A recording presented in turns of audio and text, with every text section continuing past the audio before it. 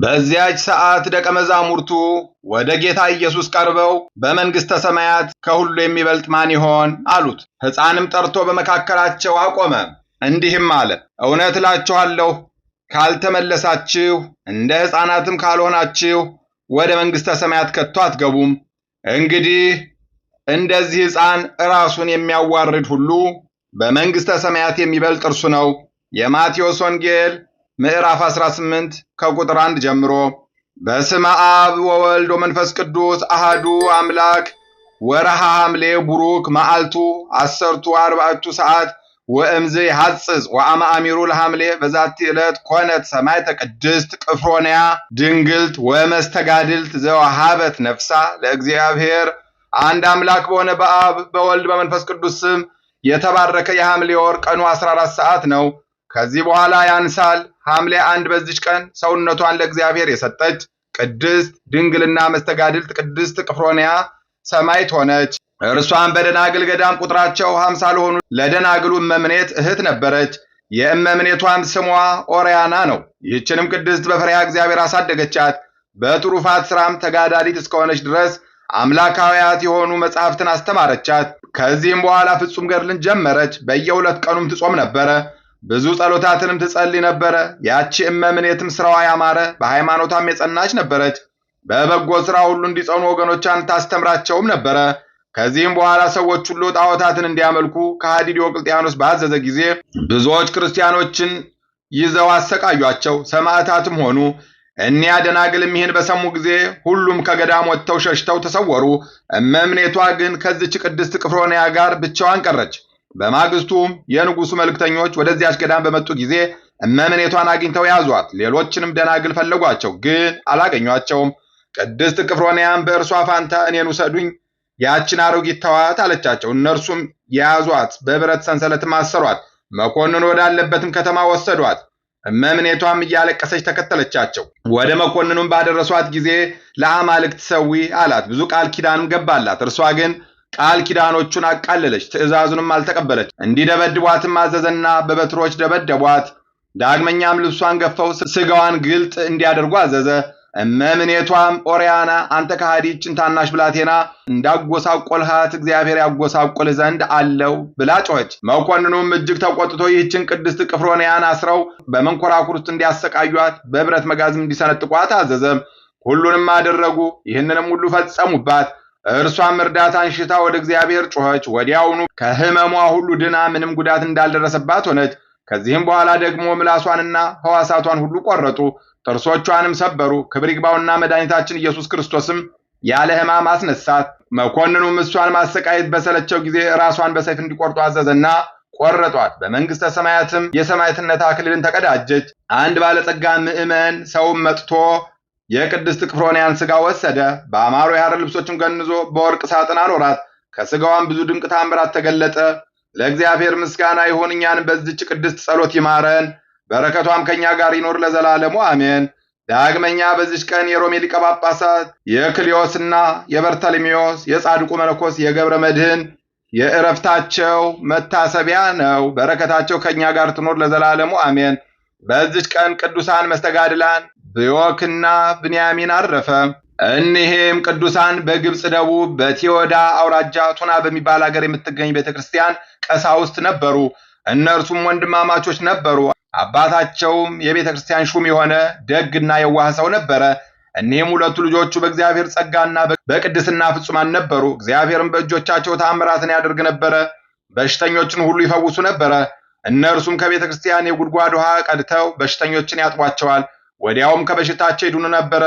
የአባታቸውም የዕረፍቱ ቀን በቀረበ ጊዜ በዚያን ሰዓት ቀሲስ ብንያሚን ቁርባን ያሳርግ ዘንድ የቅዳሴ ልብስ ለብሶ ከቤተ መቅደስ ነበረ። መልእክተኞችም መጥተው አባቱ ለሞት እንደተቃረበ እርሱንም እንደሚፈልገው ነገሩት። ብንያሚንም የቁርባኑን ሥርዓት ሳይፈጽም ልብሰ ተክህኖውን አላወለቀም። ከመሞቱ በፊት እንዳየው እግዚአብሔር ከፈቀደ ይቆየኛል፣ ካልሆነም የእግዚአብሔር ፈቃድ ይሁን አለ።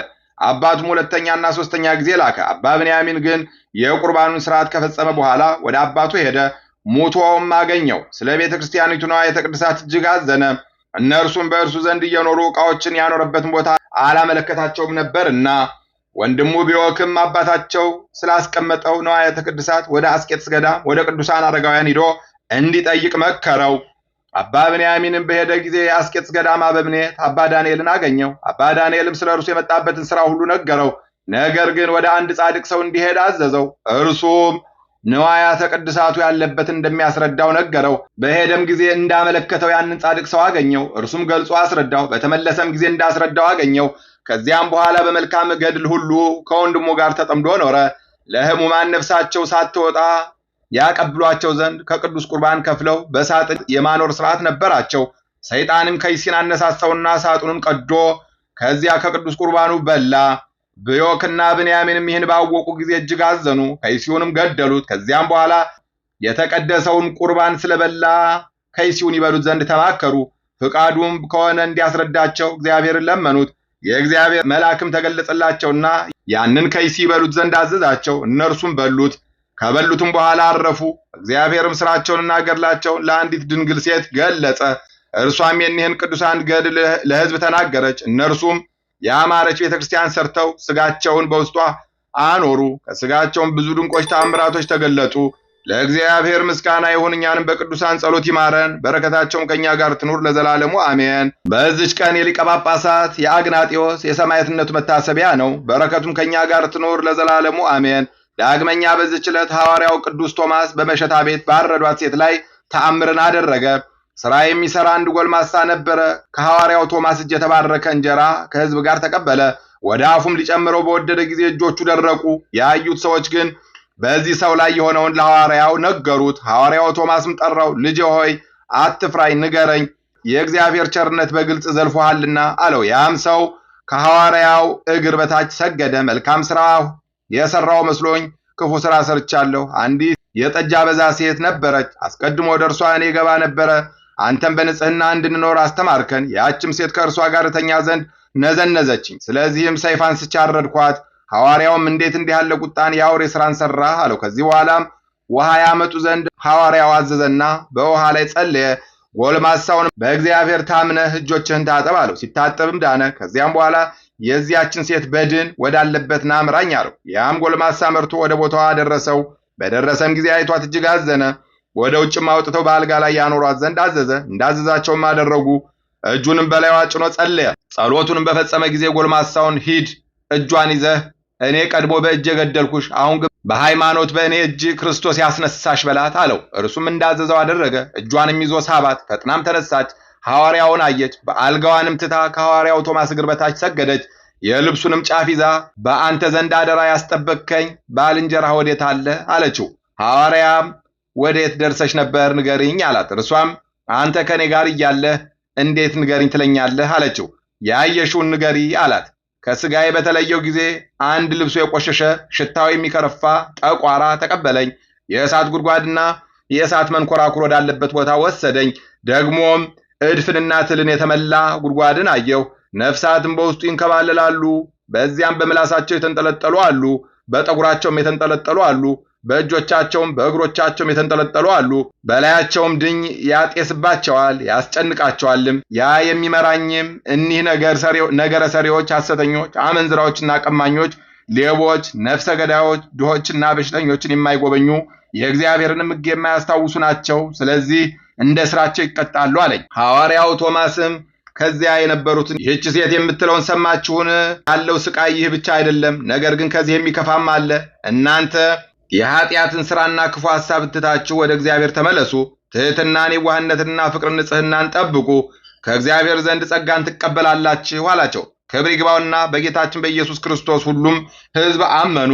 ለድሆችም ምጽዋትን ሊሰጡ ብዙ ገንዘብ ሰብስበው አመጡ። ለድሆችም ምጽዋት መስጠትን ለሐዋርያው ልማዱ ነበረና ወሬውም በየሀገሩ ሁሉ ደርሶ በሽተኞች ሁሉ አጋንንት የያዟቸውም አምጥተው በጎዳና ዳር አኖሯቸው። ሁሉንም በእግዚአብሔር ኃይል አዳናቸው። ለእግዚአብሔር ምስጋና ይሁን። እኛንም በሐዋርያው ቅዱስ ቶማስ ጸሎት ይማረን፣ በረከቱም ከእኛ ጋር ትኑር ለዘላለሙ አሜን። አንድ አምላክ በሆነ በአብ በወልድ በመንፈስ ቅዱስ ስም ሐምሌ 2 በዚች ቀን ከ12ቱ ሐዋርያት የአንዱ ሐዋርያ የቅዱስ ታዲዮስ የዕረፍቱ መታሰቢያ ነው። ምስጋና ይሁን ለአብ ለወልድ ለመንፈስ ቅዱስ አንድ አምላክ በሚሆን ዛሬም ዘወትርም ለዘላለሙ አሜን። በሐምሌ 1 ቀን የሚከበሩ ዓመታዊ የቅዱሳን በዓላት፦ ቅዱስ አግናጢዮስ ሐዋርያዊ ሰማዕት፣ አበው ቅዱሳን ብዮክና ብንያሚን፣ ቅድስት ቅፍሮንያ ሰማዕት ወጻድቅት፣ ቅዱስ ቶማስ ሐዋርያ፣ አቡነ ገብረ መድኅን ጻድቅ፣ አባ ክልዮስ ዘሮሜ። ወርሃዊ በዓላት ልደታ ለማርያም፣ ቅዱሳን ኢያቄም ወሐና፣ ቅዱስ ራጉኤል ሊቀ መላእክት፣ ቅዱስ በርተሎሜዎስ ሐዋርያ፣ ቅዱስ ሚልኪ ትሩፈ ምግባር።